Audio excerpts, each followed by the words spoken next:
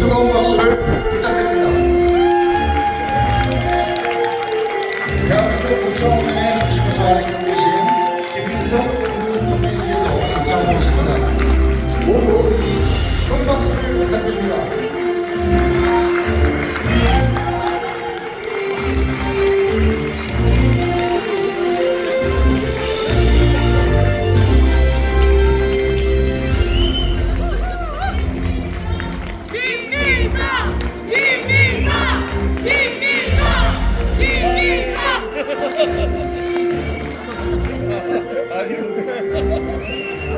나재광!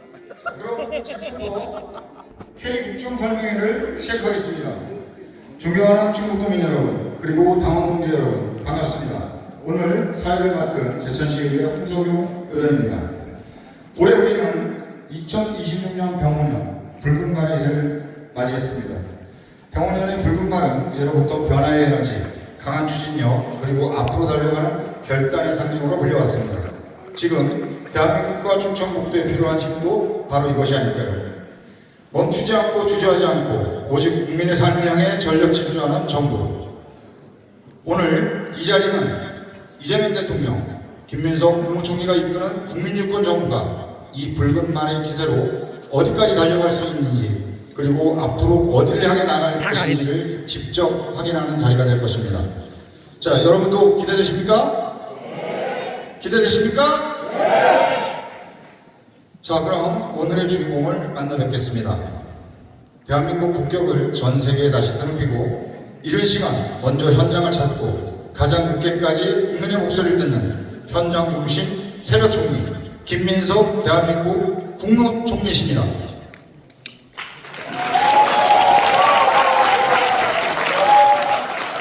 아주 고맙습니다.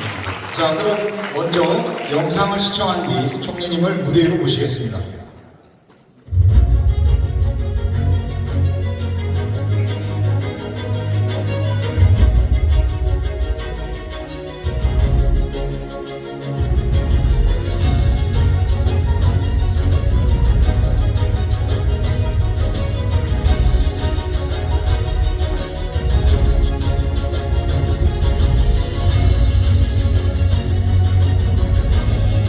대한민국 산업의 질서를 근본적으로 강화해서 이 변화의 파고를 헤쳐나야 할 때라고 봅니다. 제도를 바꾸고 규제를 개혁하고 산업의 성과가 국민에게 다 공유되도록 하고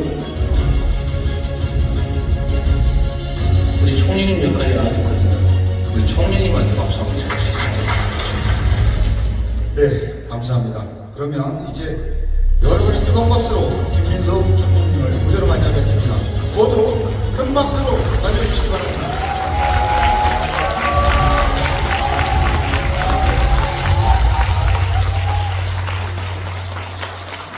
반갑습니다. 저도 이 영상 거의 못 본 영상입니다. 충북에서 또 이렇게 환대해 주시니까 감사합니다. 오늘 지금 시간이 3시 3분이잖아요. 오늘 눈이 그렇게 많이 왔네요. 제가 엊그제는 그저께인가요? 어젠가요? 요새 날짜가 막 정신이 없어요. 오늘이 화요일인가요? 그러면 월요일 새벽 어제군요. 일요일 날은 산불이 여기저기서 나서 일요일 밤 10시쯤 서울에서 출발해서 새벽 2시 반쯤 함양이었던 것 같습니다. 함양에 도착해서 산불 현장을 보고 아침까지 있다가 올라가는데 또 밀양에도 산불이 나고 계속 이렇게 해서 이게 건조해져가지고 요새는 작년에는 산불이 동시에 100헥타르 이상 되는 큰 데가 대여섯 군데씩 나고 하루에 그냥 한 20군데씩 난다는 거예요. 근데 이 산불이 또 이렇게 오늘 대설주의보가 있고 이 참 한편으로는 전에 이해가 됩니다. 비 오면 비 오는 대로 눈 오면 눈 오는 대로 걱정된다고 하는 것이 요새 이해가 되고 그렇습니다. 통상은 한 4, 50분 정도 이렇게 말씀을 드리고 하는데 오늘은 끝나고 나서 눈길에 가셔야 되니까 한 30분 정도 제가 드리는 말씀은 최대한 압축해 보고요. 30분에서 35분 정도 압축하고 그 다음에 한 5분에서 최대 10분 정도 혹시 직접 질문 주시고 싶은 말씀 있으면 말씀을 나누고, 그리고 보면 끝나고 나면 대부분 이렇게 또 같이 오셨는데 그냥 가기 서울에서 사진도 찍고 뭐 이렇게 있더라고요. 그렇게 하면 한 시간 될 것 같습니다. 그렇게 할까요? 괜찮겠죠? 예. 오늘 사실 K국정설명회가 오늘이 11번째인가 12번째인가 그렇습니다.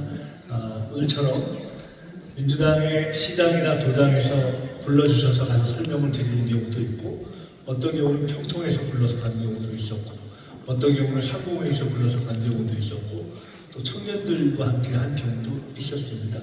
사실 결론은 아주 간단합니다. 오늘이 2월 20 며칠이죠? 4일. 2월 24일이면 아마 6월 4일 우리 정부가 출범했기 때문에 딱 8개월 20이 되는 것 같아요. 어느새 그렇게 지났습니다. 열흘이 있으면 9개월인데요. 정치, 경제, 사회, 문화, 외교가 정말 그 바닥 지하까지 떨어져 있는 상황에서 저희가 나라를 새롭게 바로 일으켜 세울 책임을 지고 이 정부가 시작했지 않습니까? 그리고 정말 열심히 달려왔습니다. 그리고 비교적 일반 국민들이 생각할 때 그래도 열심히 했고 비교적 어느 정도 이렇게 살려놨다. 다들 그렇게 생각하시는 거 맞죠? 지금 국민의 여론조사를 보면 한 6개월, 7개월 이후, 새 정부 출범해서 6개월, 7개월 이후에 매기는 점수인 국민 여론조사가 역대 정부 중에 제일 높다는 거니까요. 그래서 그것에 대한 국민의 평가가 일정하게 있는 것 같습니다.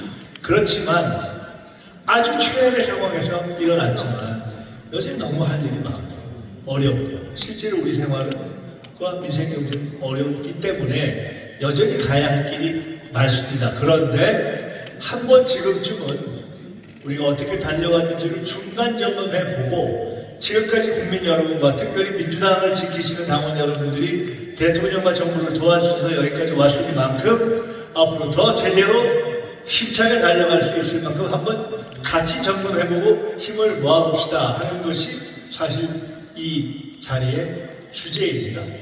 그러면 한번 하나하나 들어가 보겠습니다. 아주 간단하게 숫자 몇 개 그냥 보고 시작하겠습니다. 경제 성장률 다 아시잖아요.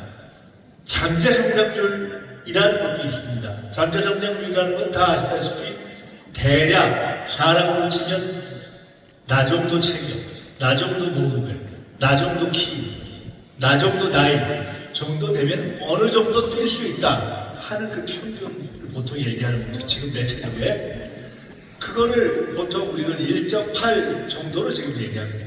옛날에는 우리가 더 나라로 봐서 젊었을 때, 경제로 봐서 팔팔했을 때는 이게 막 7%, 8%, 10% 지금도 경제를 새로 시작하는 나라들은 그런 나라들이 있잖아요.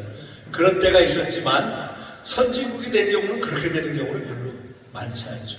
잘하면 2, 3, 4 어느 정도 선진국에 들어선 이후에 막 5, 6 이렇게 가는 경우는 많지 않지만 그러나 지금 우리는 사실은 우리가 도달한 것에 비해서 구조적인 어려움, 미국이 막 저기 있고 중국은 쫓아오는 걸 뛰어들면서 달려가고 우리 경제의 구조는 어려워진 것 때문에 사실은 이거보다는 조금 괜찮을 수 있는데 어쨌든 잠재 성장률이 1.8 정도라고 하는데 이것이 지난 시기, 특히 윤석열 정부 시기에는 그것에도 훨씬 못 미치게 바닥으로 갔었죠.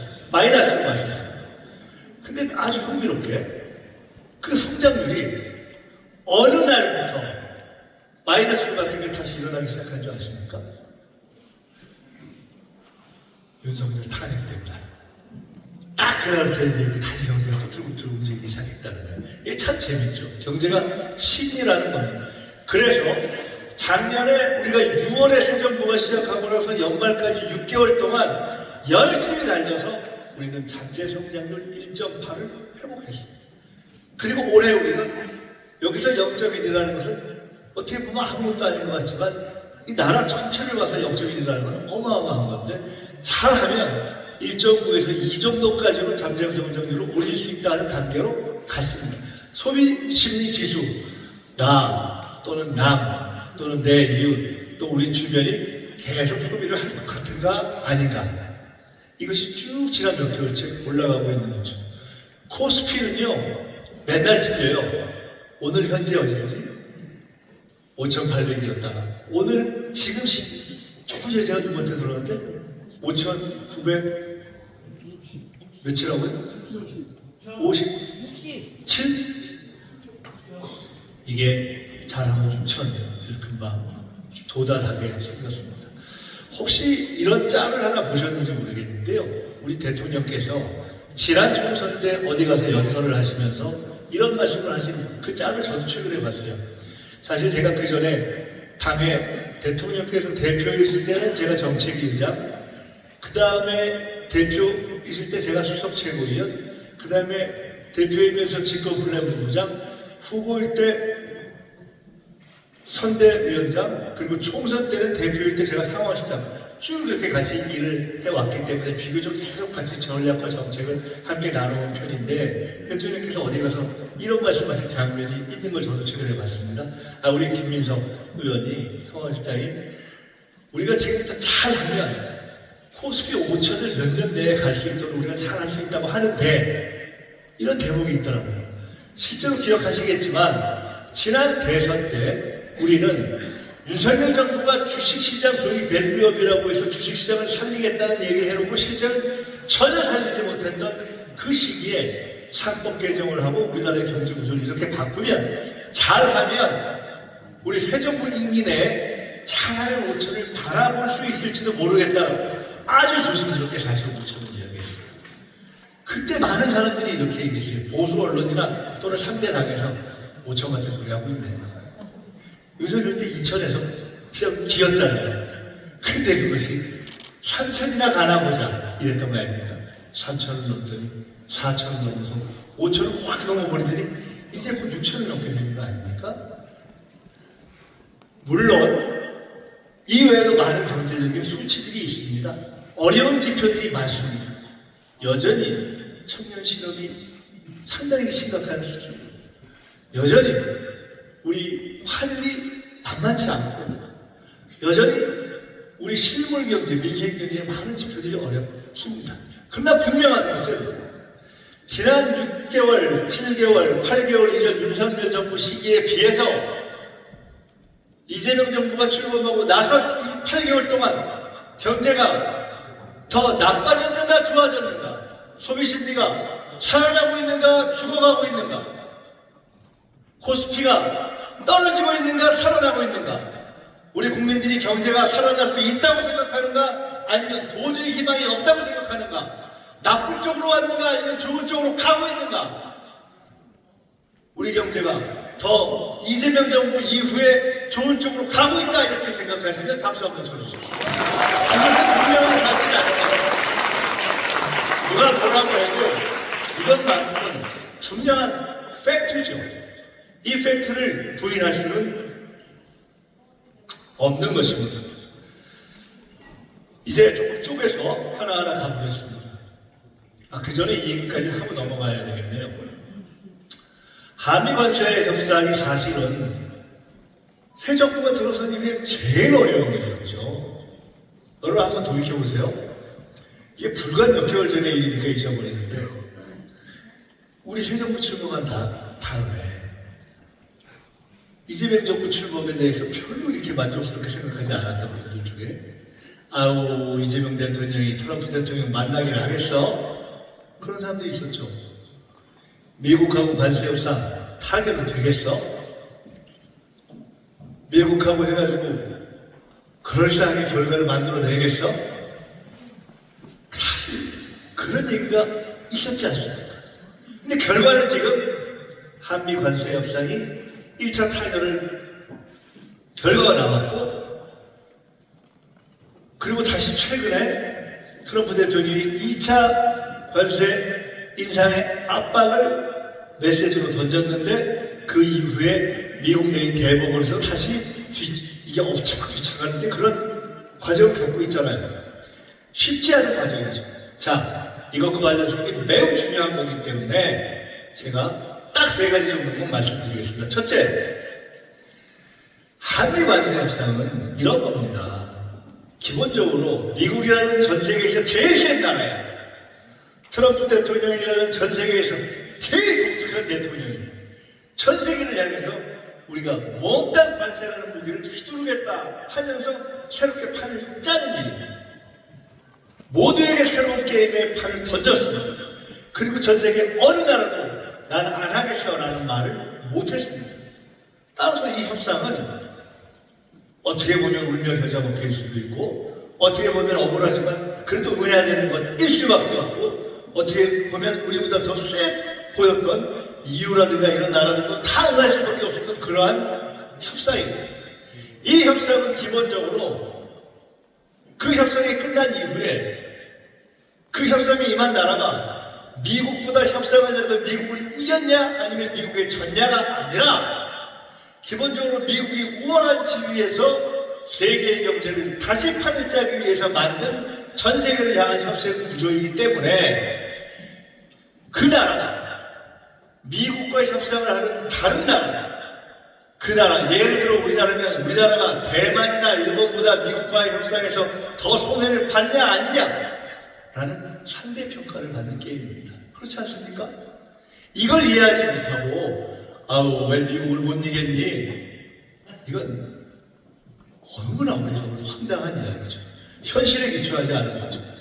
그런데 결과는 전 세계의 언론과 또 국내의 경제학자들이 이 정도면 비교적 잘하고 선방했다라고 하는 이유는 그 협상을 적어도 우리의 가장 경제 무기수라고 할 수 있는 일본이나 대만에 비해서 크게 손해보지 않는 수준으로 했을 뿐만 아니라 우리가 앞으로 쭉 가면 마치 FTA를 할 때 처음에는 뭐 한국 경제 이제 다 망했네 이렇게 생각했는데 시간이 5년, 10년 지난 후에 오히려 FTA로 우리가 더 이득을 본 것처럼 이 한미 관세 협상의 결과 시간이 쭉 갔을 때 잘하면 우리가 더 전략적으로 성장할 수 있는 그런 기틀도 만들어 낸 결과를 가져왔는데 거기에 어떤 포인트들이 있느냐?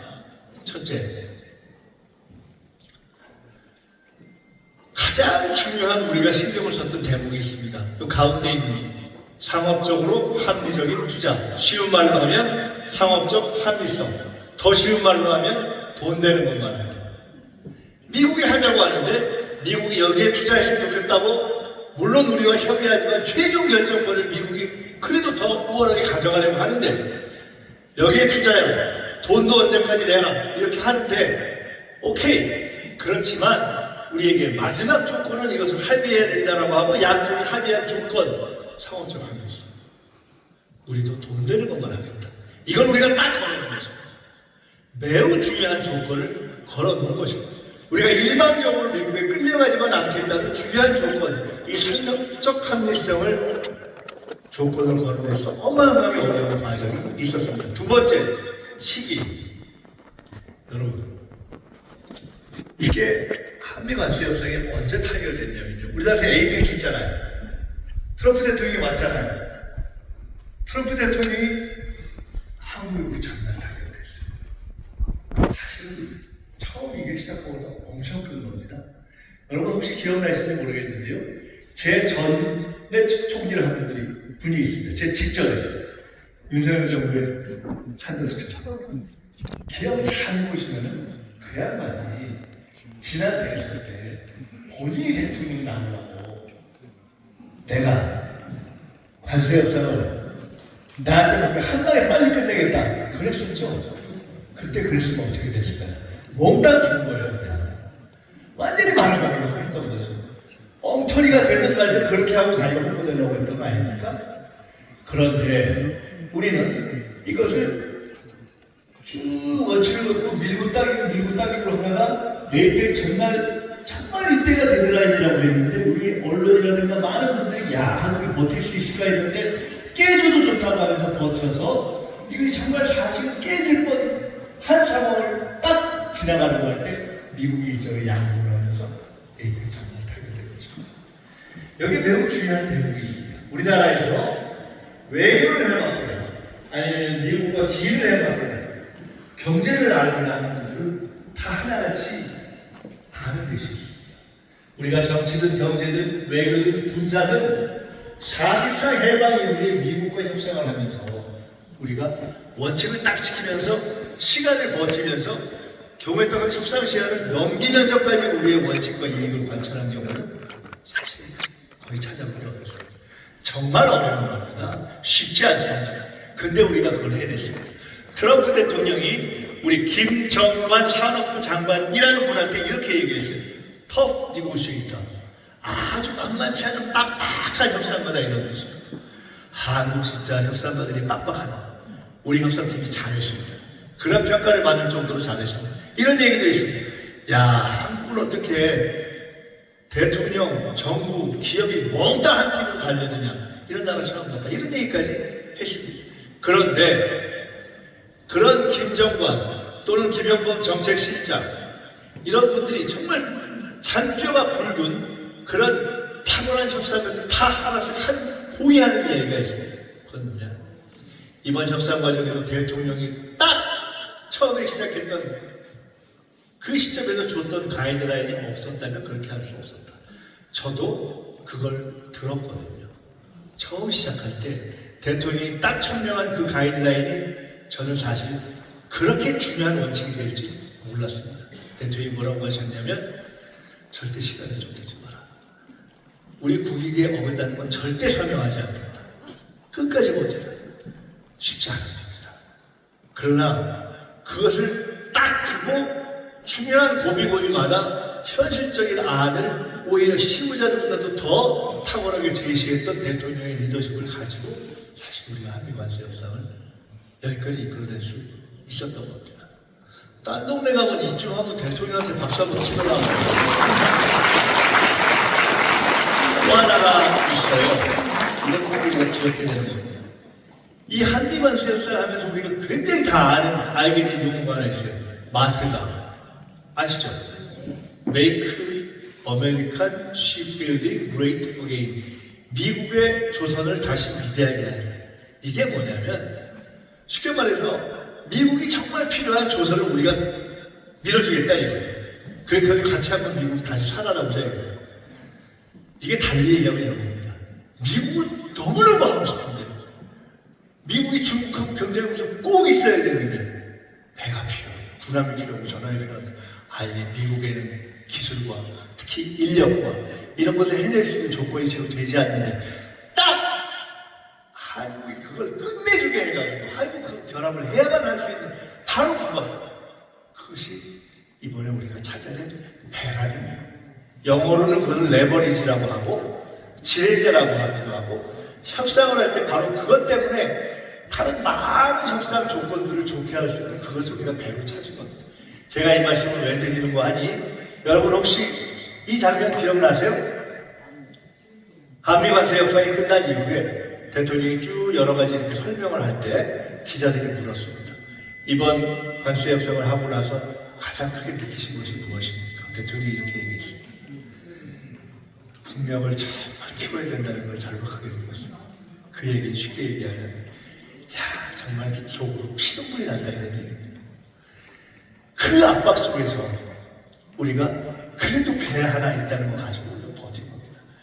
여기서 우리가 배워야 할 것은 앞으로 미국뿐만 아니라 다른 많은 나라와 그리고 이번 관세 협상뿐만 아니라 많은 계기에 우리는 이제 세상이 바뀌어서 각자 도생을 넘어서 각국 도생, 각 나라가 자기의 국익을 위해서 달려가는 이 현상에서 우리가 그 파고를 헤쳐나가려면 어떻게 해야 하나? 지금은 배가 있지만 다음번에는 반도체가 됐든 원전이 됐든 그 무엇이 됐건 우리가 확실하게 우리 많이 가지고 있는 기술과 무기가 서너 개는 있어야 그 싸움에서 밀리지 않을 수 있다는 정말 피눈물 나는 교훈을 얻었기 때문에 그것을 이제부터는 우리가 만들어내야 한다 하는 교훈을 배운 겁니다.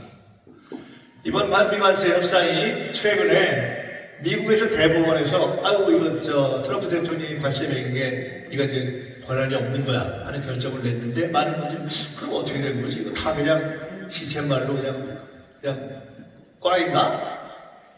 아무것도 아니게 됐나? 이런 궁금증을 가지시는 분들도 있는데 그것은 미국에서 관세를 부과하는 능력과 권한이 의회에 있느냐 정부에 있느냐에 대한 미국 내 법적 판단이고, 어쨌든 양국 정부가 맺었던 그 협상의 틀은 그대로 있기 때문에 저희는 변화한 상황을 잘 보면서 앞으로 이것을 지혜롭게 헤쳐갈 것이다 하는 말씀을 드립니다. 결론은 참으로 쉽지 않은 그러한 과정 속에서 우리가 관세 협상에 이르렀고, 한미 관세 협상은 그 미국과의 경제 협상을 이끌어내면서 매우 중요한 또 하나의 축을 만들어냈습니다. 그것이 안보 관련한 협상.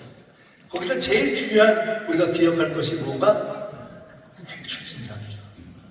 대한민국에 그래 보수만이 안보를 책임질 수 있어라고 이야기했던 그 어떤 보수 정권도 해내지 못한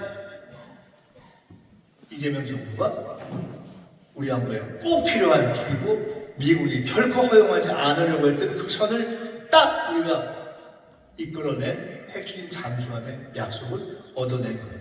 이 두 축을 만들어낸 것이 참 탁월한 외교적 성과였다, 이렇게 말씀드릴 수 있습니다. 자, 이제 한번 정치, 경제, 사회, 문화, 외교 이런 식으로 좀 쪼개서 가보겠습니다. 오늘 제가 10시에 국무회의를 시작했어요. 오늘도 국무회의 생중계 뭐 당연히 했겠죠. 혹시 보신 분 있으세요?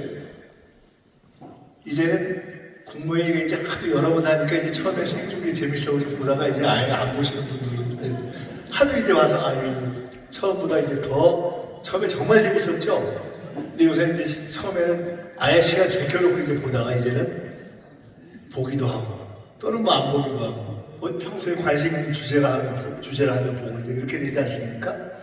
오늘도 10시에 시작한 국무회의가 12시 반까지 돼가지고 야 이거 저 오늘 약속했는데 못 오라 하고 가슴이 통화통화서 하는데 막 끝나자마자 열심히 서울역에 달려가서 김밥 딱 들고 차에 타서 먹으면서 이제 여기 왔는데, 국무회의를 생중계를 하잖아요.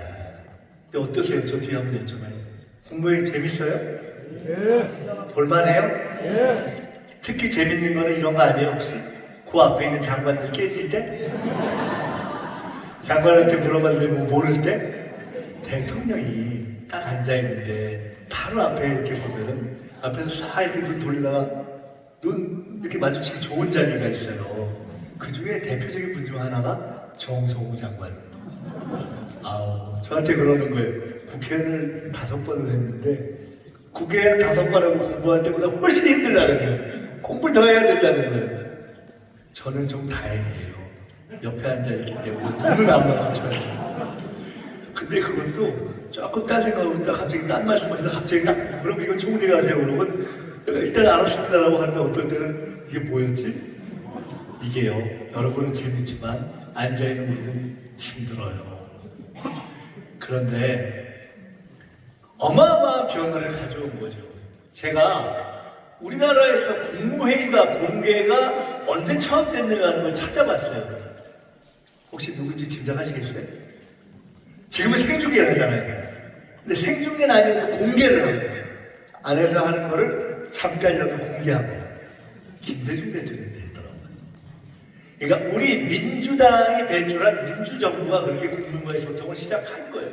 그것이 와서 이재명 대통령에 이르러서는 생중계까지 시작한 거죠. 이게 국무회의가 재밌다가 그 다음에 또 이 아주 집중 드라마가 있었던 때가 있어요. 업무보고. 처음으로 별하별 부서가 있는 걸 다 알고 별하별 기관이 있는 걸 다 알고 이러이러한 업무를 한다는 걸 알고 그거를 열심히 보신 분들은 정말 어지간한 국회의원보다도 더 나았게 국정을 이해할 만큼 전 부서에 대한 것을 다 볼 수 있는 그 시간이 업무보고였어요. 보신 분들 계시죠? 그 업무보고를 하는데 매일매일 화제가 생산되고 그래서 제가 대통령님한테 말씀드렸어요. 아우, 장르를 하나 만드셨어요. 뭔 장르? 넷플릭스 정치다큐보다 재밌는 이 넷플릭스 장르를 만드셨다. 업무보고가 어디서 끝났냐면요, 부산이 마지막이었어요. 해수부. 해양수산부가 부산으로 옮겨가서 건물이 새로 가지고 거기 이제 격려하느라고 가서 업무를 딱 했네요. 딱 끝날 때가 되니까 사실 저를 포함해서 대부분의 사람들은 이제 끝났다. 속으로 이제 좀 하는데 대통령님께서 마지막 말씀을 하시는데 참 그동안 수고했고 정말 애쓰셨고 이제 우리가 앞으로 잘하고 그리고 다음 업무 보고는 6개월 후에 하겠습니다. 아니 이게 원래 1년 후에 해야지 이거 반칙 아니에요? 올해 연말에 끝났으면 타이는 내년에 해야 되는 거 아니에요? 1년 만에. 대통령께서 6개월 후에 하겠습니다라고 딱 하는 순간 내부에 뿌리가 썰라 하면서 다들 저는 이렇게 생각했습니다. 왜 대통령이 지난 연말에 새 정부 출범해서 6개월 이후였던 지난 연말에 한 바퀴를 돌았던 업무 보고를 올 말이 아니라 올 중반 지난 연말로부터 6개월 후에 하겠다고 하셨는가? 그것은 우리 정부가 출범하고 나서 6개월 플러스 6개월 딱 1년 첫 업무 보고는 여러분 모르는 게 있어도 괜찮아요 이렇게 봐주면서 했지만 두 번째 업무 보고는 정말 확실한 압박 점검을 통해서 공무원들은 힘들지만 오늘도 국무회의에서 그 말씀을 대통령이 하셨는데 공무원들이 힘들어야 국민이 편하고 공무원들이 힘들수록 국민이 편하기 때문에 남아있는 6개월 동안 정말 열심히 달려가서 성과를 내라 하는 그 명령이고 신호였다. 저는 그렇게 생각했습니다. 그래서 제가 지금까지 정치를 하면서 군기반장을 해보겠다 이런 용어를 한 번도 써본 적이 없어요. 제가 약간 좀 이렇게 계속 원만하게 이렇게 일을 하는 스타일이거든요. 근데 제가 처음으로 마음을 먹고 이렇게 얘기했습니다. 내가 이제는 군기반장 노릇을 하겠다. 대통령이 이렇게 저의 마음을 딱 잡았기 때문에 닦고 조이고 기름치는 것을 누군가 해야 되잖아요. 지금부터 6개월 동안 다시 우리는 열심히 뛰어서 새 정부 출범 1년이 되는 날 지금보다 훨씬 좋은 평가를 받을 수 있도록 최선을 다하겠다 이런 각오로 하고 있습니다. 여러분 그렇게 격려해 주실 거죠?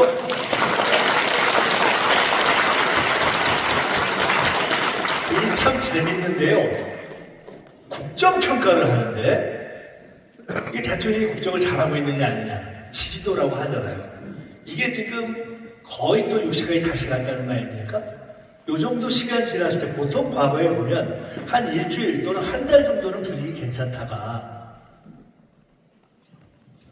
3, 4개월 지나면서부터 이렇게 떨어지는 게 보통 그랬거든요. 지금쯤 되면 6개월쯤 지났으면 아유 이거 한 5년 지난 것 같아. 왜 이렇게 못해?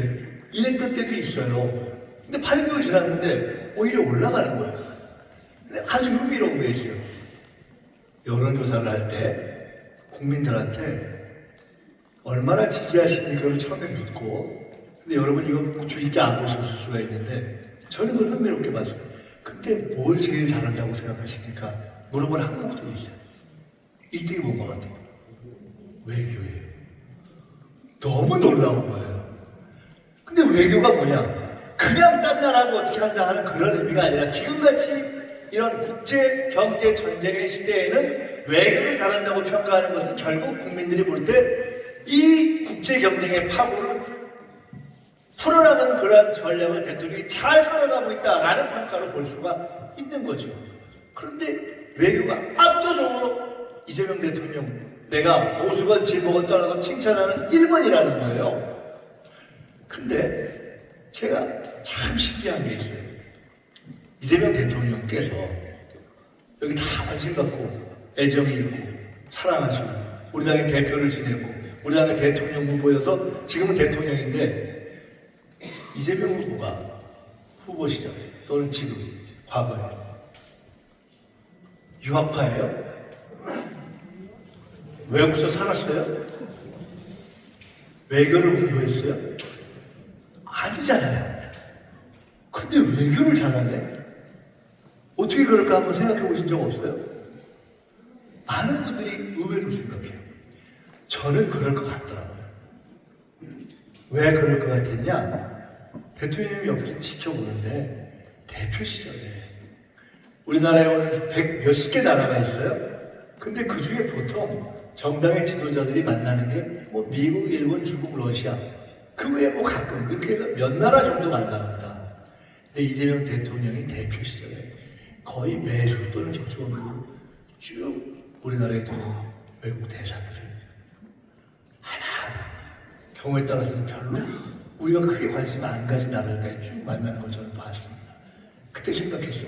준비하시는구나.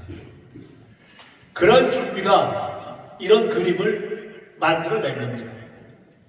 얼마 전에 중앙아시아의 탄 국가들 있어요. 탄 국가들. 무슨 우즈베키스탄, 무슨 스탄.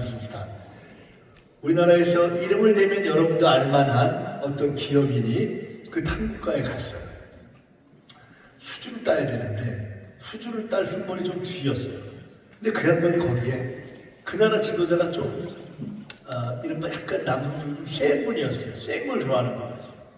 무슨 선물을 했느냐? 이거랑 비슷한 걸 한 거예요.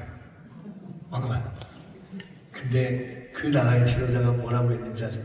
너무 재밌어요. 이거 아무 설명 안 하고 생각합니다. 아, 이게 트럼프 대통령이 받았던 그 왕관이에요. 결론은 어떻게 됐냐? 수주를 따버렸어요. 너무 황당하잖아요. 이게 끝내준 거죠. 샤오미 중국 가기 전에 대통령께서 아무도 생각 안 했는데 아예 샤오미 개통 좀 해와. 이래가지고 가가지고 이렇게 하면 첫날 6억 부 7억부가 나와버린 거 아니에요. 쉽지 않잖아요. 다카이치 총리가 사실 이번에 어마어마한 승리를 해서 주변국들이 다 일본이 이제 다시 또 세게 나오는 거 아닌가 걱정하고 있어요. 그럴 수도 있어요. 왜냐면 일본 입장에서는 미국도 있고 중국이 너무 세게 가고 하니까 자기들도 세게 가야 되겠다 생각을 하는데 옛날 같으면 원래 다카이치 총리가 그 아베 총리처럼 소위 우리 표현으로 하면 굉장히 좀 강경 노선이라는 거 아닙니까? 근데 한국과 이재명 대통령을 신경 쓰는 듯한 그 모양을 현재까지는 비교적 하고 있어요. 여기는 룰라 대통령이에요. 이번에 오셨잖아요. 이 모든 그림에서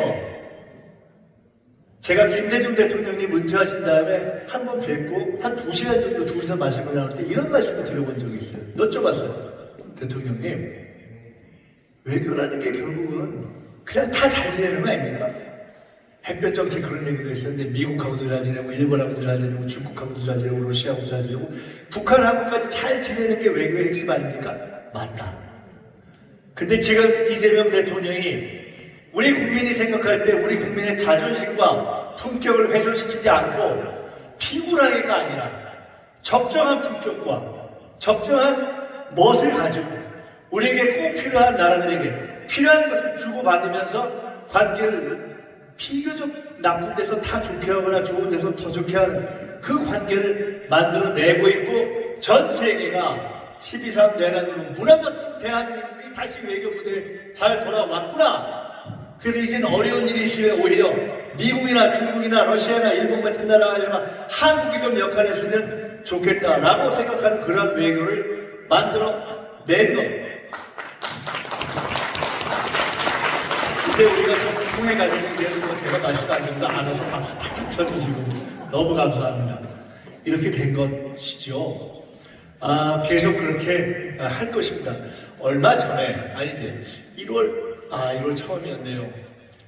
1월 첫 국무회의를 하고 청와대 바로 옆에 삼청동 제가 지금 사는 집이에요. 청리공원. 제가 올해에는 뭘 하려고 그러냐면 이 K 국정설명회를 쭉 해왔는데 이게 아마 한두 주 이후부터 이제 이걸 못할 것 같아요. 선거가 가까워서 선거에 영향 미칠 수 있다고. 그래서 제가 뭘 하려고 하냐면 온라인 국정문답이라고 하려고 해요. 이렇게 온라인으로 그냥 이렇게 쭉 여쭤보고 또 답드리고는 또 이런 것도 하려고 해요. 삼청동 오픈하우스. 삼청동하고 세종에 총리 공관이 있어요. 그래서 제가 주말에 한 번씩 미리 예약하신 분들 오셔서 구경도 하고 그 삼청동 총리 공관이 좀 근사해요. 세종은 또 더 근사해요. 그래서 제가 이렇게 모셔서 같이 뭐 구경도 하시고 사진도 찍고 이제 그렇게 하려고 하는데 삼청동에 첫 우리가 1월 1일 이후에 식사를 같이 하고 수제비 먹었어요. 아이, 우리 집 가서 커피나 한잔 하시죠. 뭐 갔는데 기자들 몇하고 대통령님하고 저하고 한 30사람 이렇게 앉아서 얘기를 하는데 그때 기자 하나가 물었어요. 아니 대통령님 근데 이거 무슨 뭐 샤오미라든가 왕마야 이런 데 이거 알죠? 누가 내는 거예요? 대통령님이 그런 거 진짜 내가 고민하라고 잠 못 자고 머리가 빠진다. 진짜 다 고민하는 거예요. 치열하게 고민하는 거예요. 고민하다가 혼자만 고민하지 우리한테 2시쯤 문자까지 보내요. 2시에 문자를 보냈는데 제가 맨날 받다가 어느 날은 좀 약이 올라서 제가 2시 반에 답을 문자를 다시 보냈습니다. 이렇게 우리가 해가고 있죠. 투명하게 합니다. 사실은 우리 정부가 출범한 이후에 한미 관세 협상의 과정도 그렇고 대통령이나 정부나 정부의 관계자나 비서실장이 대기업의 CEO들을 만난다면 기사가 많이 나와요. 근데 옛날 같으면요 10년, 20년 전이라고 생각해보세요. 그런 게 만약에 있었다. 사람들이 의식을 물질을 오지 않았어요. 아우 이게 정부하고 기업하고 만나서 뭘 짓더라. 근데 우리는 미국의 정부나 대통령이 한국의 정부와 기업이 정말 혼연일체가 되어서 뛰는구나라고 이야기할 만큼 그렇게 긴밀하게 토론을 하고 긴밀하게 대화를 하고 긴밀하게 함께 협상의 전략을 짰는데 그럴 수 있는 이유는 떳떳하니까 깨끗하니까 자신 있으니까 꾸릴 게 없으니까 그렇게 한 거죠. 이 정부가 옛날에 어떤 정부들처럼 대통령이 되는 과정, 대선을 치르는 과정에서 정치 자금을 받았어요. 뭐 그런 게 없잖아요. 그런 자신감으로 우리는 기업과도 노동과도 투명하게 대화할 것이고 그런 투명한 대화를 통해서 만들어내고 변화시킨 여러 개혁들이 예를 들어 상법 개정을 포함한 이런 여러 가지들이 오늘 코스피 5천, 6천에 달하는 그러한 변화뿐만 아니라 앞으로도 한국 경제를 살려낼 것이다. 저희는 그렇게 확신하고 계속 그렇게 투명하게 해 나가겠습니다.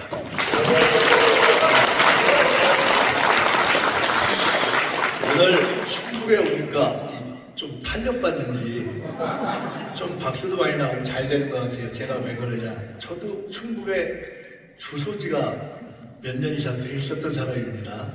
아시는 분은 아실 텐데 제가 이래도 청주에 교도소에서 3년을 살았습니다. 학생 때 제가 사범에서 3년을 살았는데 그냥 3년이 아니라 제가 살았던 바로 옆방이 김대중 전 대통령이 사셨거든요. 근데 네. 우리 그런 얘기 좀 나중에 하시자고요. 거기 저를 돌보던 교도관이 한 분 계셨어요. 그분이 김대중 대통령님을 모셨었어요. 그럼 나중에 우리가 정권 잡고 나서 김대중 정부 탄생한 다음에 그분이 저한테 아유 대통령을 그렇게 한번 만나고 싶다는 거예요. 김대중 대통령. 그분 여기 청주분이었던 것 같아요. 방법이 없잖아요. 결론은 만났습니다. 어떻게 만날게요? 그 양반이 대통령상을 받았습니다. 그리고 사실 우리 자영이 청주의 근처에서 농사 짓잖아요. 그 이장 출신이 제일 젊은 누구라고는 얘기 안 하겠습니다.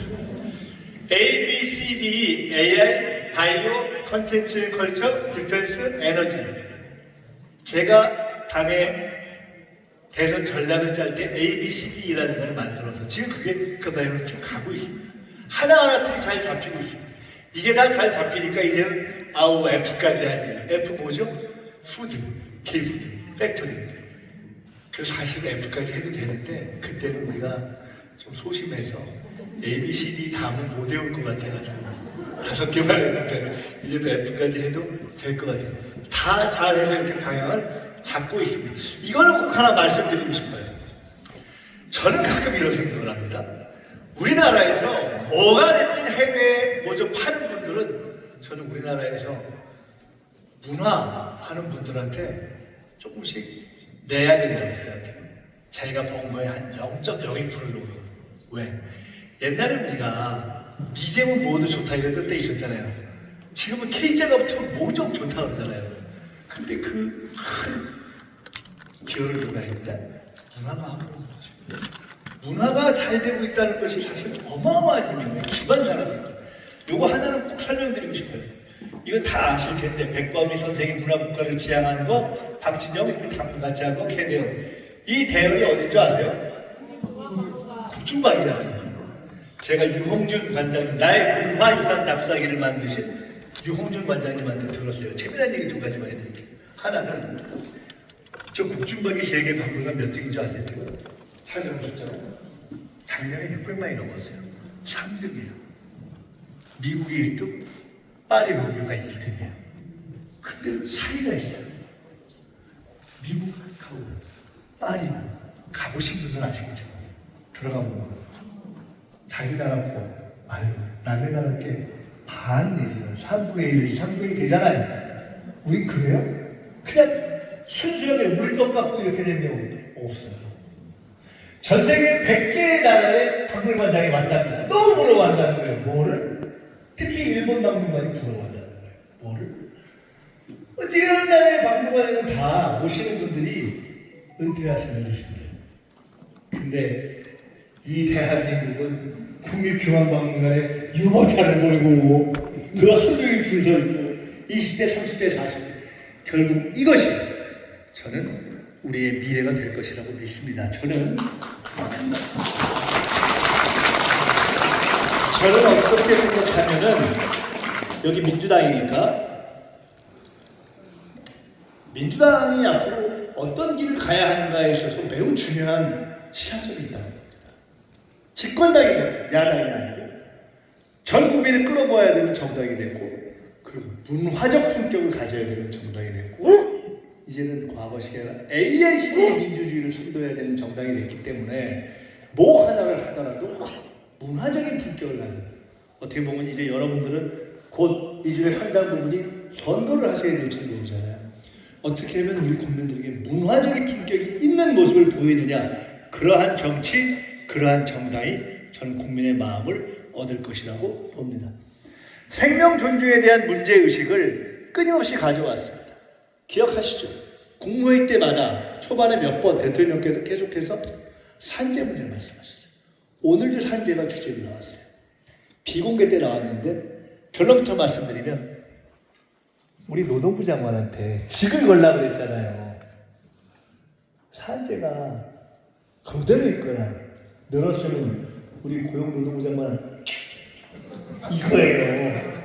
오늘 보니까 아직 새 통계가 안 나왔는데 가만히 보니까 이 양반이 자기가 붙어있을 것 같아요. 이게 쉽지 않아요. 저도 현장을 가봤습니다. 큰 데는 괜찮아요. 근데 50억 이하, 50 이하, 여기도 사업하시는 분들 많이 계시던데 건설로 참 어렵더라고요. 제가 현장에 가보니까 외국인 노동자도 있고 등등 하는데 참 쉽지 않습니다. 그렇지만 우리는 이제 더 이상 노동자들의 어떤 희생이나 이런 것 아니고 또 경제를 발전시킬 수 있는 정도가 돼야 돼요. 그래서 우리가 산재 문제, 산불 많이 나는데 우리 정부 들어서 바뀐 게 있어요. 해익이 딱 뜨는 시간을 30분 줄였습니다. 숫자도 늘었어요. 자살, 이런 문제들에 대해서 일관되게 관심을 가지고 있고, 사실은 이것은 성과를 내기가 대단히 어려운 대목인데 우리가 원칙을 가지고 계속 지켜가겠다. 남북관계 아주 어렵죠. 최고로 어려울지 몰라요. 옛날에는 서로 관계가 안 좋아도 적어도 우리의 좋은 통일 이런 얘기도 하고, 북에서 우리 뭐 남과 북의 뭐 민족이랬는데 지금은 딴 나라라고 그러잖아요. 적국이라고 그러잖아요. 완전히 그냥 남이라고 하는 거잖아요. 진짜 골치 아픈 일이죠. 쉽지 않죠. 제가 얼마 전에 미국에 가서 벤스 부통령을 만났는데 벤스 부통령을 얘기를 하다 이걸 물어보더라고요. 자기네가 사실 김정은 위원장한테 관심이 있는데 남북관계 어떻게 풀었으면 좋겠냐고. 김정은 위원장 어떻게 생각하냐? 제가 몇 가지 얘기를 했었는데 그중에 이런 얘기도 있었어요. 자기들은 과거보다 세졌다고 생각하고 근데 자기들은 미국 관계 지난번 협상 깨진 거에 대해서 기분 나쁘게 아직도 안 풀렸다고 생각하니 하여간 그 문제를 푸는 데 있어서 특사의 접근 같은 것이 필요할 수도 있겠다 이런 얘기를 했는데 중요한 것은 그럼에도 불구하고 우리는 더 관계를 악화시키지 않는 쪽으로 가면서 지혜롭게 풀어가야 하죠. 윤석열 탄핵이 딱 결정난 날부터 바뀐 게 하나 있습니다. 뭔지 아십니까? 오물풍선이 안 와요. 그리고 우리가 그에 대한 직접적 대응으로 확성기가 안 왔어요. 일단 그것부터 변한 거예요. 북이 계속 강대강으로 얘기를 했지만 우리가 사실 지난번 무인기 그것에 대해서 정동영 장관이 사실 참 세상이 변해서 이제 전쟁의 양상이 바뀌어서 우크라이나에서도 드론으로 끝난 거 아니에요. 우리 사실 무인기가 날아가는 우리도 몰랐고 들어간 북도 몰란 거 아니에요. 이거 지금 어떤 대학생이 보냈다는 거 아니에요. 근데 그 친구의 정체성 이런 거에 대해서 사실 좀 약간 조사가 있을 정도 의구심이 있습니다. 근데 어쨌든 정동영 장관이 어쨌든 우리가 공식적으로 그런 건 아니고 군이 그런 거 아니니까 좀 유감이다라는 얘기를 했어요. 그에 대해서 비판하는 분들도 있지만 그건 어쩌겠어요. 우리가 한 건 아니고 저쪽에서는 자기네가 뚫렸는가 하고 긴장하고 있는데 그렇게 하니까 김여정이 뭐라 그랬어요? 합리적인 비교적 판단을 했다. 더 이걸 악화시키려서 다행이다 이렇게 했잖아요. 이렇게 하면서 풀어가야죠. 어렵지만 앞으로 그렇게 계속 풀어가겠습니다. 쉽지 않은 일들이 많습니다. 그러니까 여러 가지 지금 제가 앞으로 이렇게 하면 좋아질 것 같다 하는 말씀도 드렸지만 여전히 어려운 일이 너무 많습니다. 아까 제가 실업의 문제, 환율의 문제 이런 얘기했지만 이건 또 하나의 다른 예예요. 올해 우리 드라마 84편 만들었어요. 10년 전에도 84편 만들었대요. 옛날 84편은 올라가는 84편. 지금 84편은 떨어지는 84편. 몇 년 전에 정점 찍고 뭐죠? 한류가 끝내준다고 하는데 막상 돈을 딴 사람들이 가져가요. 그래서 이 플랫폼이라고 하는 거예요. 이런 문제들이 많죠. 이런 것들 하나하나 우리가 해결해야 될 문제들이 많습니다. 결론은 우리는 지금까지 살펴본 정치, 경제, 외교, 문화 그리고 사회 이런 여러 가지들을 바로 우리가 배출한 우리의 대통령 후보이고 현재의 대통령 이 민주당의 대표일 때 기억하시죠?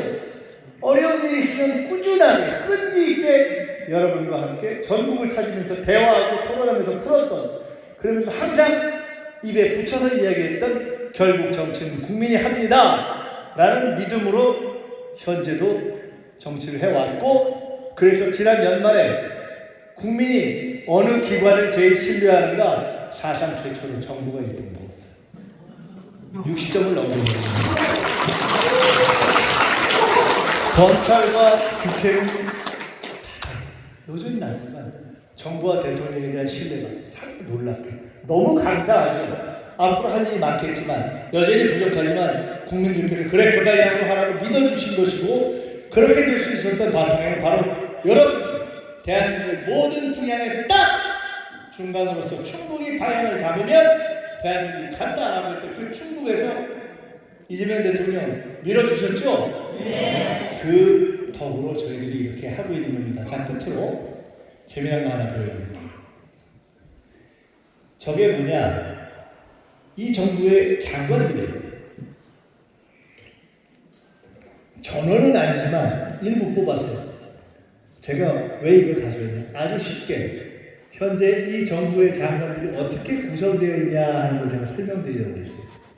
이 정부의 장관들은 아주 쉽게 딱 4가지로 구성되어 있습니다. 첫째, 저 같은 사람들, 우리 같은 사람들, 당에서 오래 있던 국회의원 오래 한 분들, 정성호, 김성환, 김윤덕, 정동영, 저 등등 이런 분들 있죠. 여러분이 잘 아시는 이런 분들이 주로 골간 부서를 잡고 있어요. 행정, 법무, 총리 이런 것들을 잡고 있죠. 국토. 그 다음에 이런 분들이 기업에 오시는 거죠. 중소기업, 산업통상, 과학기술정보통신 정말 잘해요. 처음에는 정말 조심스러웠었는데 이분들이 이제는 국무회의에서도 아주 편안하게 스스럼 없이 이야기하고 하나가 돼서 정말 에이스들로 우리 대통령이 정말 실용적인 판단에서 모신 그런 분들이에요. 세 번째가 있어요. 관료 출신이에요. 정은경 장관 코로나 때 얼마나 잘했어요. 그리고 나머지 장관들 이런 분들 관료 출신입니다. 네 번째 누구가 있어요? 볼까요? 윤석열 정부에서 일했다. 송민영 장관 지금은 정말 이 윤석열 정부에서 장관했던 게 맞아? 라고 싶을 정도로 너무 이 정부에서 밝게 씩씩하게 일을 잘하고 있잖아요. 칭찬도 많이 받고. 양반이 또 SNS에 약간 감각도 있어서 유튜브 이런 것도 좋아하시고. 오유경 시장처장도 그렇고 권영훈 장관은 윤석열 정부에서 일하지는 않았지만 보수 정당에서 일을 했던 분들이죠. 제가 이것을 왜 보여드리는가? 김대중 대통령이 집권한 이후에 새천년민주당이라는 정당을 만들었던 것을 정당을 오래 해주신 분들은 기억하실 겁니다. 개혁의 원칙을 지키면서도 중도와 보수까지 끌어안는 그러한 정당이었습니다. 그 기조로 갔습니다.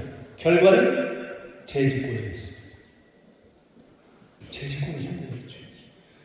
이재명 대통령이 후보 시절에 민주당의 기조를 개혁이라고 하면서도 중도 보수를 끌어안겠다고 이야기했습니다. 김대중, 노무현, 문재인, 이재명 모두가 우리가 진정한 중도 보수를 끌어안는 정당이라고 이야기했습니다. 그 기조가 국정에도 유지되고 있는 것이죠. 상황으로 나타납니다. 그 과정에 물론 어떤 때는 에러도 있습니다. 이해운 기획예산처장은 에러죠. 우리는 사실 몰랐어요. 저 당에서 몇 번씩이나 했으니까 그냥 우리는 경제를 하고 등등 하니까 이런 관점에서 통합적으로 일하면 괜찮겠다고 생각했는데 사실 검증을 해도 잘 안 나오는 것들도 있었고 기본적인 것 설마 했던 것들이 문제가 될 것이 있었죠. 그래서 그런 경우는 에러가 인상 도리가 없는 겁니다. 그렇지만 국민의 판단을 듣고 또 다시 하면 되는 거죠. 그러나 중요한 원칙, 앞으로도 민주당의 개혁의 원칙을 지키면서도 이 정부는 민주당이 그래야 하는 것처럼 우리 정부는 중도와 보수를 끌어안고 이제는 내란이 정리가 돼가면 뉴노멀, 새로운 질서 위에서 새로운 통합과 새로운 민주주의 그러면서 진정하게 이 나라의 민주주의뿐만 아니라 경제성장과 국민통합까지 그리고 안보까지 다 책임질 수 있는 유일한 정당으로서 민주당이 그렇게 폭넓게 자랑을 펴고 나아갈 것이다. 이 방향이 맞다고 생각하시죠?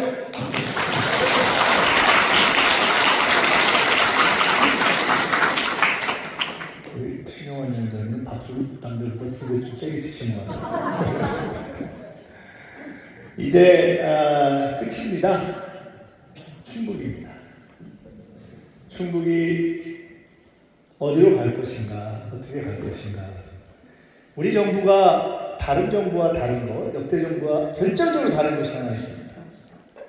과거의 정부들도 수도권 중심으로만 가면 안 된다라는 고민을 했죠. 노력을 했습니다. 특히 민주당 계열의 정부들이 그렇게 했죠. 참여정부가 세종을 만들었고 혁신도시를 했고 그런 노력을 쭉 했습니다. 근데 사실 잘 안 됐죠. 근데 이번엔 정말 제대로 해보려고 할 뿐만 아니라 그걸 실제로 예산과 정책에서 보여주려고 하고 있습니다.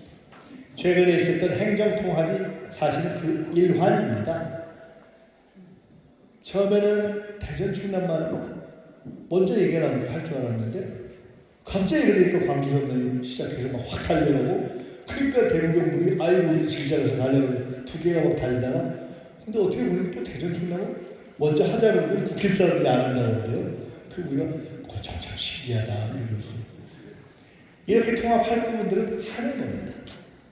그래서 각종 몸뚱이를 키울 수 있는 부분은 키우고 그리고 나머지 5금 3특이라고 해서 우리가 전통적으로 특별자치도라고 했던 부분들이 있죠.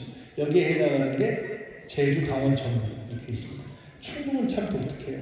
5극에도 들어가지 않고 3특에도 들어가지 않아요. 제가 이번에 우리 충북의 의원님들 오늘은 다 본회의장에 가셨기 때문에 여기 안 계신데 정말 여러 번 만나서 이야기했습니다. 왜냐하면 제가 총리인데 총리가 해야 되는 일이 뭐냐면 이번에 행정통합하고 나면은 그에 대해서 후속 재정에 관한 것들을 계속 논의해야 되고 후속 특례에 관한 것을 총리가 계속 정리를 해가야 되고 2차 공동기관 이전도 총리가 책임을 지고 해야 되고 메가시티라고 해서 수도권에 있는 산업들을 옮기는 이런 등등 다 총리의 소관이기 때문에 우리 신영환 계신 지방시대위원회도 그 역할을 같이 하죠. 김경수 위원장님이 장관 그리고 저희는 부위원장이실 때 이렇게 하기 때문에 같이 의논을 하는데 참 고민이 있더라고요. 이해가 가더라고요. 충북의 의원님들 전통적인 5국 삼특에 들어가지 않는데 대전 충남은 통합을 하는데 지금 될지 안 될지 모르지만 충북이 어떻게 될 것인가 고민이 있더라고요. 여론조사하면서 제가 많이 봤습니다.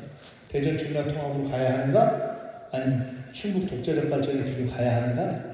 현재까지는 그냥 아주 조심스럽지만 제가 본 여론은 할 수 있다면 독자적인 길로 마치 5국 3특처럼 그런 특의 길로 가면 어떠냐 하는 여론이 더 많은 것처럼 보입니다. 최종 결론은 모르겠어요. 분명한 것은 최종 결론은 충북 도민들의 몫입니다. 거기서 결정하셔야 돼요. 그러나 제가 분명히 여기서 말씀드릴 수 있는 것은 5국 3특의 정신 그리고 지방주도성당의 정신 그 정신에 따라서 정부도 그렇고 우리 여기 신영환 계신 지방시대위원회 같은 데도 그렇고 다 가지고 있는 정신은 충분히 자기 고유의 독자적 발전의 길을 확실하게 가져갈 수 있도록 소외되거나 불이익이 있지 않도록 그렇게 확실하게 지원을 하고 적어도 수도권으로부터 더 지방으로 중심과 산업과 대학과 재원 권한을 이양하고 옮겨가는 그러한 노력을 계속한다 하는 것은 불변이고 확실하다 하는 말씀을 드립니다. 현재까지 K-싱크로트론밸리 반사선 가속도잖아요. 이게 포항에 처음 아마 있었을 거예요. 이게 지금 충북에 이제 새 차세대로 하는 것이 제일 끝내주는 게 들어온다는 거 아닙니까? 2030년이 이렇게 되는 것 같아요. 바이오헬스 제가 보건복지위원장을 했기 때문에 조금 아는데 오송오창 여기서 지금 또 진행되는 게 있잖아요. 그리고 교통 사실 충북이 옛날에 이시종지사 계실 때부터 했던 그 X자 얘기 제가 말씀 많이 들었었는데 이 광역교통을 정비하는 이러한 것을 현재 논의하고 준비하고 계신 것으로 알고 그에 대한 중앙정부는 그러한 충북의 방향에 따라서 저희들이 지원을 해 갈 것입니다. 이제 마무리를 하겠습니다. 제가 아까 처음에 말씀드린 것보다 오늘 제가 충북에서 박수를 조금 많이 쳐주시는 바람에 업돼가지고 좀 더 길게 해요. 제가 좀 업돼가지고 길게 했지만 크게 잘못한 건 아니죠? 얼마나 제가 여기 분위기가 좋으면 제가 진짜 딴 데서 하는 것보다 한 10분에서 15분 더 한 것 같아요. 근데 아주 즐거운 시간이었고요. 이렇게 오늘 아까 제가 처음에 말씀드린 것처럼 우리 정부와 이렇게 달려왔습니다. 지금 현재 여기 있습니다. 앞으로 계속할 겁니다.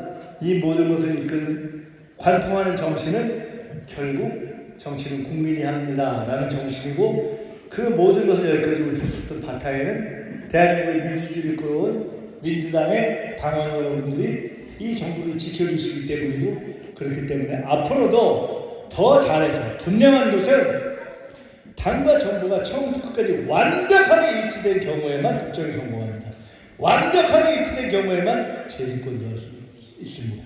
완벽하게 일치된 경우에만 그 당도 성장하고 발전할 수도 있습니다. 그 길을 앞으로도 함께 가주십시오 하는 말씀으로 마치겠습니다. 고맙습니다. 네, 다시 한번 한 박수 부탁드리겠습니다. 와, 예전의 시간을 한참 남기셨는데요. 지금답 부총리님께서 해주시거든. 네, 지금답도 좀 이렇게 하겠습니다. 진행해 주시겠습니다. 제가 잠깐 할게요. 시간이 제법 지났으니까 질문은 제가 약간 손을 드시겠어요? 저희가 딴 데서 해봤어요. 다를 못하더라고요. 좀 많더라고요. 그러니까 혹시 직접 못하신 분들은 메모를 하셔서 저 갈 때 저 개인적으로나 아니면 우리 같이 우리 팀들이 있어요. 거기 전해주시고 특히나 전화번호를 적어주시면 저희가 필요하면 연락드릴 수 있습니다. 그래서 지금은 제가 한번 질문하시고 손 들어주세요 하는 것들 손 드시면 그중에 이렇게 딱 봐서 세 분이나 네 분 그냥 임의적으로 할 테니까 그걸 좀 양해해 주시고 그렇게 해서 마치고 함께 사진 찍고 그렇게 하겠습니다. 양해해 주시겠죠? 네. 자 그러면 혹시 질문하시는 분 계시면 손 한번 들어주세요. 잠깐만 들어보게 좀 봐주세요. 저쪽에 한 분, 여기 한 분. 그냥 일단 저쪽이 많지 않으니까 거기 지금 드신 분은 하시고요. 1번, 여기 2번, 그럼 여기서 여기 좀 많이 계시니까 두 분만 제가 고를게요. 죄송한데. 한번 요 앞에 누가 손 들었던 것 같아. 여기 좀 젊은 나이 있으신 분 3번, 그리고 제 앞에 4번. 그 나머지는 좀 죄송하지만 양해해서 좀 메모를 전해주시거나 해주십시오. 혹시 마이크를 전해주실 수 있나요? 저쪽에 1번, 2번, 3번, 4번 다 한꺼번에 하시고 제가 종합 답변을 드리도록 하겠습니다. 해주시겠어요? 저쪽에 누가 갖다 주시겠어요? 저 끝인데. 네, 안녕하세요. 총리님, 개인 국정 설명회 정말 잘 들었습니다. 저는 영동에서 온 이수동이라고 합니다. 다른 것이 아니고 이번에 이제 옥천에서 기본소득 시범 지역이 추가로 선정이 돼서 지금 이게 진행이 되고 있는데요. 장점으로서는 이제 아무래도 기본소득이 유지되면서 인접에서 인구가 유입되는 그런 장점이 있는데 인접군에서 봤을 때 사업비가 국비가 40%, 도비가 30%, 군비가 30%입니다. 그래서 군비 부담이 높다 보니까 사업을 할 수 있는 군의 자체 여력이 어려움이 있는 게 좀 사실입니다. 그래서 아마 아시고 계시겠지만 시범적으로 하면서 그 작년을 비교해서 2년 이후에는 추가로 선정을 해서 확대하려는 그 기조가 있는데 군에서 봤을 때는 군비 말고 국비 부담을 또는 도비 부담을 좀 늘려서 그 위기 소멸 지역에 있는 군의 재정 부담을 낮춰주는 게 가장 중요한 관건이라고 생각하는데 지금 거기에 대해서 지금 행정부에서는 어떻게 지금 기조를 잡고 있는지 궁금해서 지금 질문을 드립니다. 네, 이상 잘 알았고요. 그 다음에 두 번째로 쭉 하네. 아까 한 분 계셨는데요. 거기. 예, 반갑습니다. 오늘 말씀 잘 들었습니다. 저는 충북교육감 예비후보 김선걸입니다. 오늘 K 국정설명회에 미래 대한민국을 준비하는 교육 부분이 좀 빠졌습니다. 괜찮으시면 국정설명회 교육받을 한 말씀만 좀 코멘트 해주시면 감사합니다. 하겠습니다. 그 다음 그 옆이죠? 네, 안녕하세요. 김희석 공총리님. 저는 청주고등학교에 재학 중인 더불어민주당의 청소년 당원 송승환이라고 합니다. 이 국정 설명회를 들으면서 이 남북한의 평화 부분을 봤는데요. 그 예전에 김대중 정부나 노무현 정부 때 개성공단이나 금강산 관광 사업을 했던 걸로 알고 있습니다. 지금 현재 남북한의 관계가 좀 많이 안 좋은 상태인데 저도 지금 통일에 대한 꿈을 좀 가지고 있거든요. 우리 이재명 정부 안에 개성공단이나 아니면 금강산 관광 같은 그런 적극적인 사업이 추진이 될 수 있을지, 만약에 된다면 이 남북한의 평화 관계를 이끌어내기 위해서 어떤 정책을 펼치실지가 너무나 궁금합니다. 이상입니다.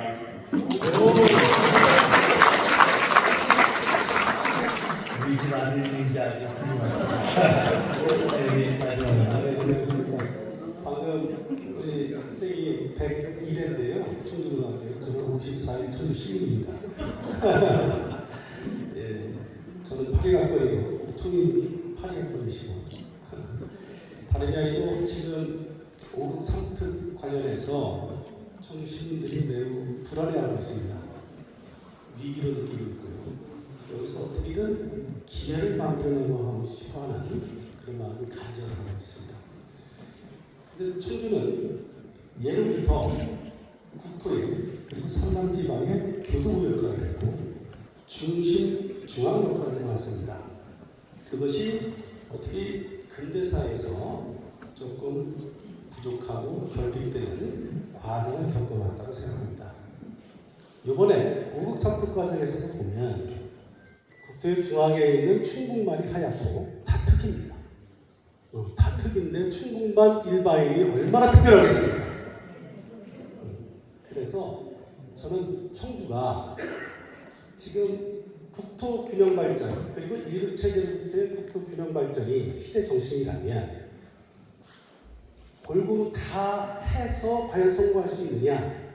물론 처음에 그렇게 시작을 하겠지만 청주가 그 우국삼특을 이뤄내는 또는 국토의 균형 발전을 효율적으로 이뤄내는 효율적인 실효성이 있는 위치를 가지고 있고 또 그러한 자산들도 있다고 생각합니다. 그건 나중에 상세히 설명을 드리겠는데요. 청주를 국토균형 발전의 시범성 그리고 교두보 시범도시 이런 걸로 해서 150만, 200만을 키워갈 수 있는 길을 모색해 주셨으면 감사하겠습니다. 감사합니다. 감사합니다. 제가 간단하게 말씀드리고요. 아까 말씀처럼 좀 부족한 것이 있거나 또 오늘 질문을 못하신 분들은 제게 별도로 전해주셨으면 좋겠습니다. 우선 옥천 지역의 기본소득 말씀 주셨는데 사실은 기본소득과 관련해서 이번에 선정 과정에서도 이 여러 가지 어려움이 있었잖아요. 오늘도 국무회의에서 논의한 주제 가운데 하나가 기본소득을 이렇게 실험하거나 시작한 경우에 인구 변동이 어떻게 되느냐 그걸 실제 통계로 분석하고 토론을 좀 했었습니다. 대략 그러니까 아직 전국적으로 된 건 아닌데 신안부터 시작해서 기본소득을 했거나 아니면 이번에 기본소득을 하기로 한 10군데 정도 딱 보니까 그 결정되고 나서 전체 4% 정도의 인구 이동이 관찰되는 거예요. 4% 정도가 늘어요.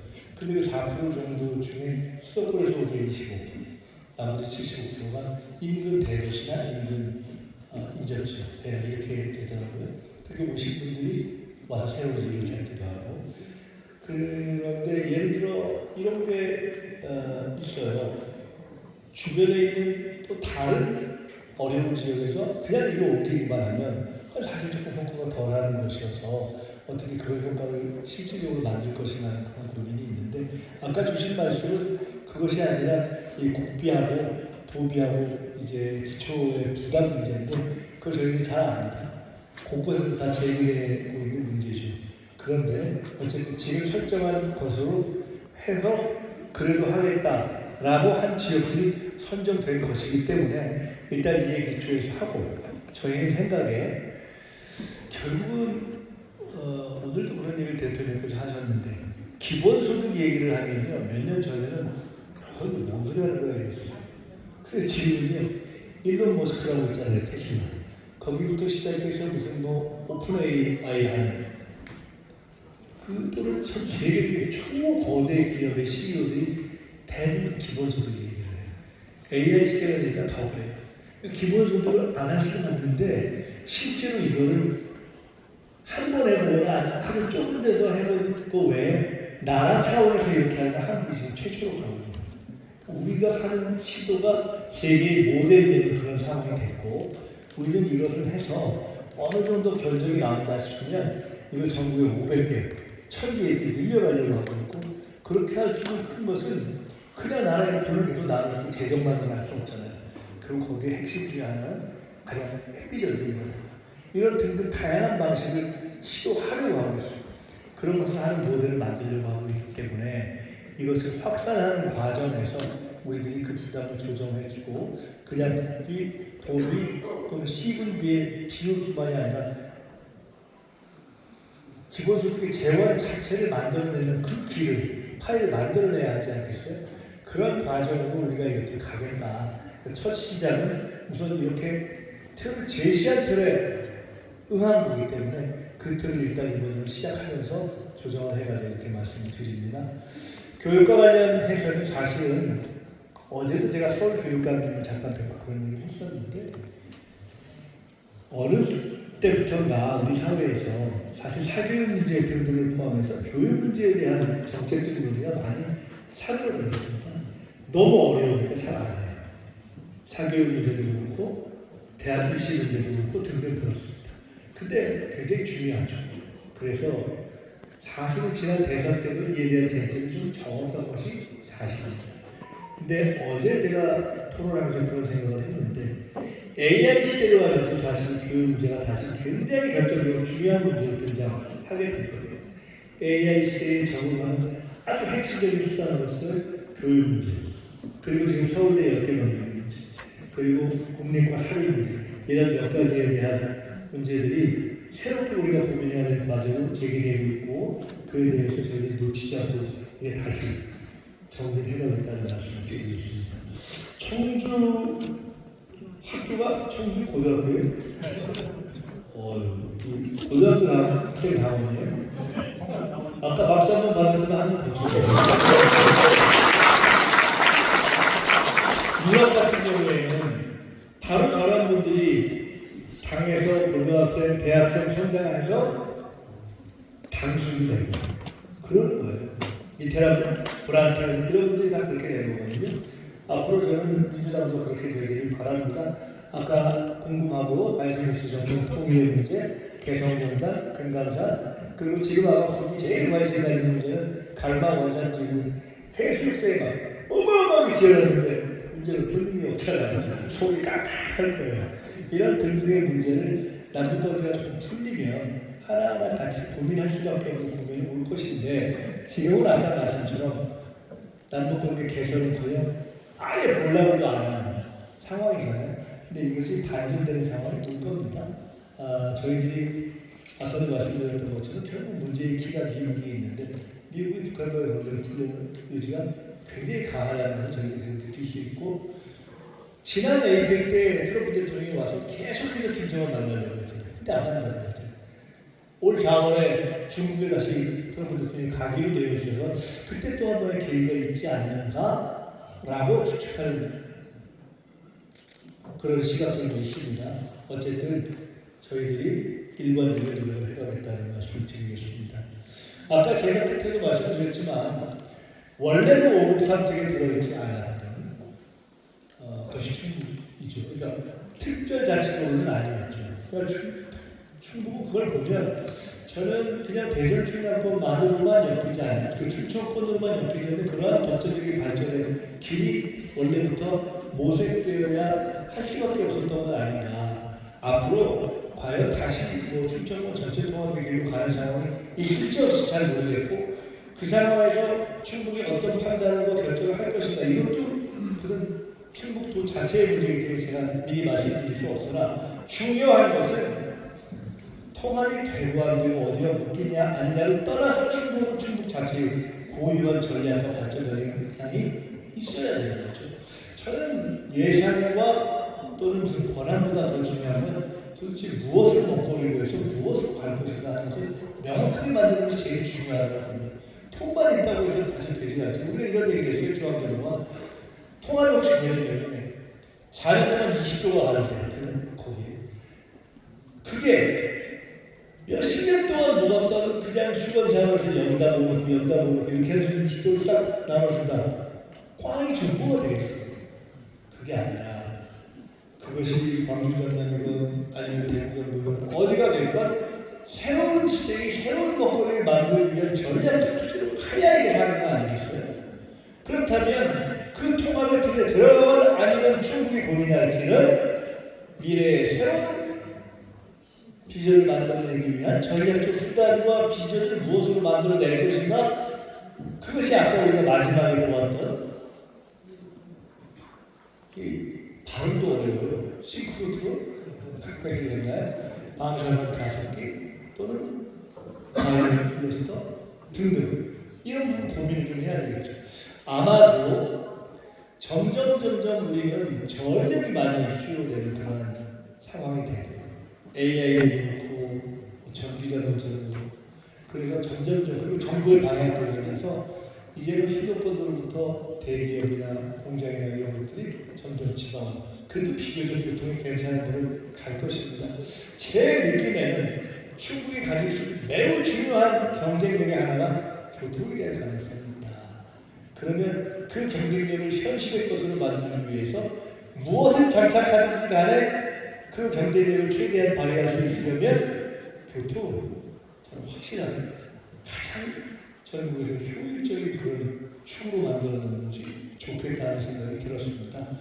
그러한 여러 가지들을 고민하면서 축뿐만 아니라 그런 통합을 하는 것도 마찬가지로 통합을 하면 뭐하겠어? 우리가 가져야 될 기본적 고민은 지금은 중앙보다 지방의 힘을 실어주고 지방의 고민을 그 자유를 인정하기 때문에 통합이 되건 아니면 우리보다 더 지방 주도적 성장의 방향으로 중앙정부가 갈 것이다. 같이 의논하면서 가시자 하는 말씀을 드리겠습니다. 자, 오늘 이렇게 답변 마치겠습니다. 고맙습니다. 네. 다시 한번 한 말씀 부탁드리겠습니다. 잠시 후에 폐회가 되고 나서 총리님과 사진 촬영이 있습니다. 네, 그래서 오른쪽으로 이렇게 단체로 촬영을 먼저 할 거니까요. 그렇게 알아서 준비를 해주시면 되겠습니다. 네, 바쁘신 일정에도 불구하고 긴 시간 함께 해주신 우리 충북 도민 여러분들과 당원 여러분들께 깊은 감사 인사를 전하며 이상으로 더불어민주당 충북도당이 준비한 K 국정설명회를 마치겠습니다. 감사합니다. 일단 우선 단체별로 준비를 해주셔서 오른쪽으로 올라오시고 사진 촬영하시고서는 왼쪽으로 내려가시면 되겠습니다. 돼서 잠깐만 빠져주시겠어요? 이쪽으로 나와주세요.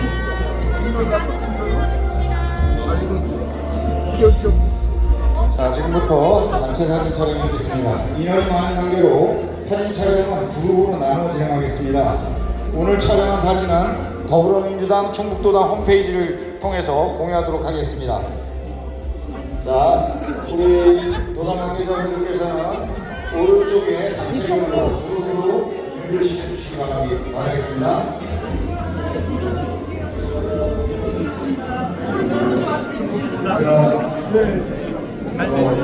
이렇게 하시죠. 개인 촬영은 좀 이따 하시고 단체로 먼저 하겠습니다. 자, 네, 단체는 먼저 찍겠습니다. 같이 쓰시죠. 자, 구호는 제가 선창을 하겠습니다.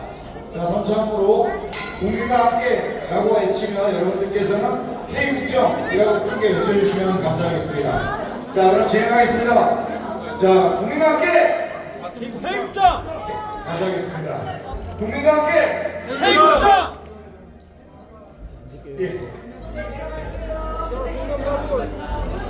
네, 왼쪽으로 내려주세요. 왼쪽으로.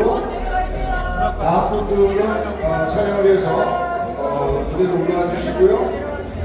혹시 개인 사진을 찍으신 분들은 단체 사진이 끝난 다음에 찍으시길 바라겠습니다. 자, 왼쪽으로 내려가 주시기 바랍니다.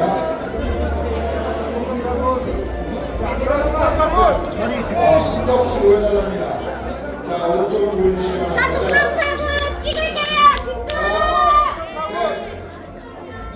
자, 선정하겠습니다. 제가 국민과 함께 하면 K국정 이렇게 해주시기 바랍니다. 자, 국민과 함께 K국정!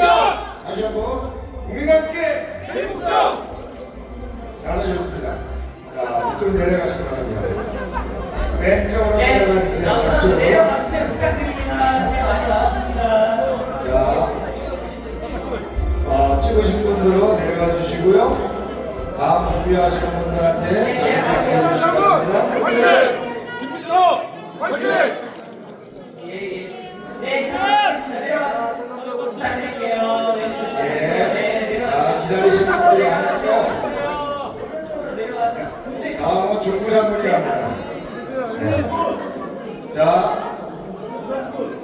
홈페이지에서 올려드릴 겁니다. 도당 홈페이지에 올려드릴 거니까 오셨다 한 받으시면 됩니다. 내려가세요. 자, 다음. 네. 얼른 서주시고. 자, 끝나면 개인 사진 찍으시기 바랍니다.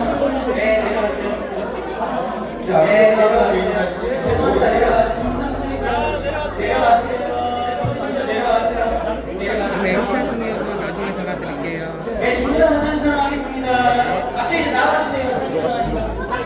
자, 제가 선정하겠습니다. 국민과 함께 하면 K국정을 해주세요. 자, 국민과 함께. 저희 도당 홈페이지에 사진 올릴 거니까요. 네, 지금 각자 개인 사진 안 찍어서 저희 올려드릴 거겠습니다. 네, 살짝 여기까지 하겠습니다. 중상부 끝낼게요. 네, 다음 내려가겠습니다. 네, 개인 사진 다 끝나갈게요. 개인 사진 다 끝나갈게요. 내려가주세요. 의자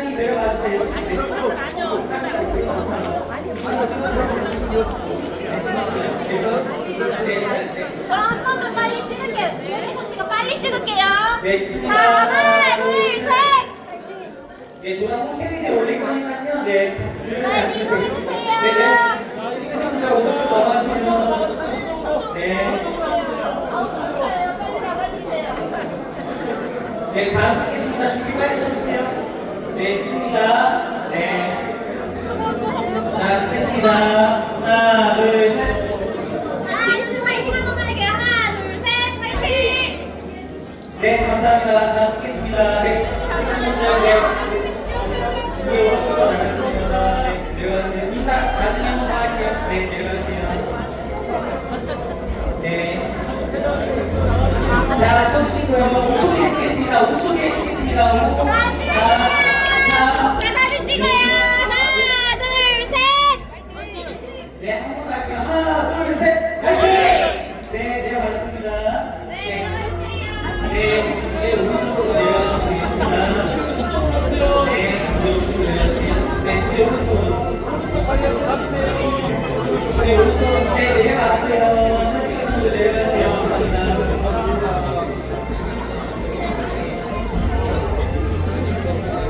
네, 찍겠습니다. 하나, 둘, 셋. 화이팅! 네, 한 번 더 하겠습니다. 하나, 둘, 셋. 네, 감사합니다. 네. 네, 다음 할게요. 다음 할게요. 자, 찍겠습니다. 이재현 화이팅!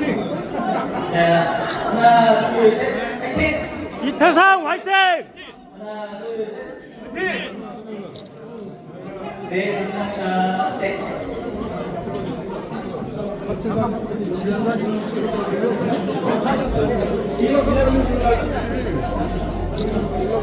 박영미 화이팅! 네, 개별 사진 찍으신 분들도 한 분 한 분 같이 오른쪽으로 줄 서주세요. 네, 한 분씩 더 나가볼게요. 네, 찍겠습니다. 하나, 둘, 셋. 개별도 찍어주는요? 네, 네, 다음.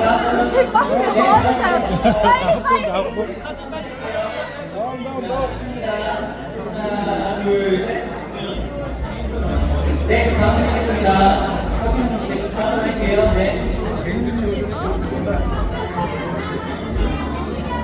네, 찍겠습니다.